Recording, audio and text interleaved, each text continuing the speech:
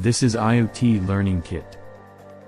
In this way, we can place MQ135 gas sensor on this kit. Now connect the USB cable on laptop and click on Upload to upload this code into NodeMCU. Now uploading is completed. This is IoT web panel setup. In this way, it is going to measure environment breathing status. Environment is safe and breathable. Environment breathing status, level of CO2/smoke, in real time. If ppm value is more than 1400, then it will show that environment is unbreathable. And if it is less than 1400, then environment safe and breathable.